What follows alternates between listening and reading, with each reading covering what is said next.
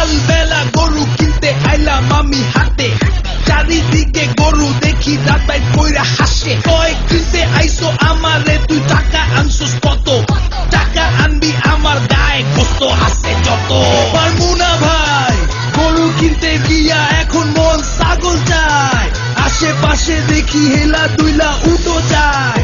গরু ছাগলের দামের চেয়ে হাসিল চায় বেশি। গরু কিনবো আমি দেশি, পাইছি গরু একদম সরু, গোস্ত হইব না 2 কেজি।